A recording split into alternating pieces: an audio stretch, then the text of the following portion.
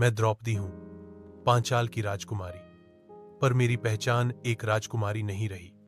लोग मुझे 5 पतियों की पत्नी कहते हैं, पर मेरा जीवन उस सभा से बंधा है जहां मैंने केवल वस्त्र नहीं, अपना सम्मान भी खोया था। मेरा जन्म किसी गर्भ से नहीं हुआ, मैं अग्निकुंड से प्रकट हुई थी। इसलिए शायद मेरे जीवन में स्नेह से ज्यादा ज्वाला रही। कृष्णा थी मेरा नाम, और कृष्ण ही मेरा संबल बने जीवन भर। जब मेरा स्वयंवर हुआ, सब योद्धा आए, और फिर आया वो ब्राह्मण वेशधारी वीर जिसने मछली की आंख भेदी। वो अर्जुन था, और उसी के साथ मैं बंध गई। पर अगली ही घड़ी मां कुंती ने कह दिया, जो लाए हो उसे पांचों बांटो। और तब मैं एक पत्नी नहीं, 5 भाइयों की धर्म पत्नी बन गई। किसी ने मेरी इच्छा नहीं पूछी। शायद नारी की इच्छा तब भी मौन थी, आज भी है।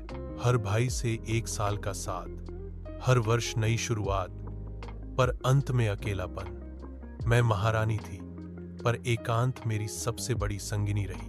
और फिर वह दिन आया जिसने मेरे जीवन की दिशा बदल दी। युधिष्ठिर ने जुए में सब कुछ हार दिया, राज्य, स्वयं को। और फिर मुझे खींचकर लाया गया उस भरी सभा में जहां मेरे 5 पति थे, गुरुजन थे, पर सब मौन थे। दुशासन ने मेरा चीर खींचा, और मैंने कृष्ण को पुकारा। वो आए, और मेरा चीर बढ़ता गया। पर उस दिन मेरा विश्वास घटता गया, पति पर, समाज पर, धर्म पर। उस दिन मैंने प्रतिज्ञा ली, मैं उस सभा को नहीं भूलूंगी, और न ही उस अपमान को। कहते हैं महाभारत युद्ध का कारण द्रौपदी बनी।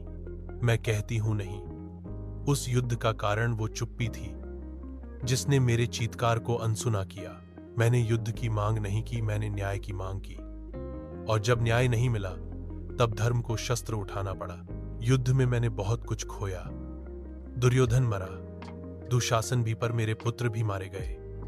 मैंने प्रतिशोध पाया, पर शांति नहीं, क्योंकि स्त्रियां प्रतिशोध से नहीं, स्नेह से जीती हैं, और वो मुझसे छीन लिया गया था। आखिर में जब सब छोड़ने का समय आया, मैं भी चल पड़ी, 5 पांडवों के साथ हिमालय की ओर। पर सबसे पहले मैं ही गिर पड़ी। क्यों? क्योंकि मुझे अपने सौंदर्य पर अभिमान था। कहते हैं ऐसा, पर शायद इस समाज को एक तेजस्वी स्त्री कभी स्वीकार नहीं होती। मैं द्रौपदी हूं, अग्निकन्या, पत्नी, मां, महारानी, पर सबसे पहले एक स्त्री। और आज भी जब किसी स्त्री का अपमान होता है, जब वो अकेली पड़ जाती है भीड़ में, तो समझ लो वो द्रौपदी है, और महाभारत फिर से जन्म लेने वाला है। मैं द्रौपदी हूं, मेरे आंसू कभी व्यर्थ नहीं जाते।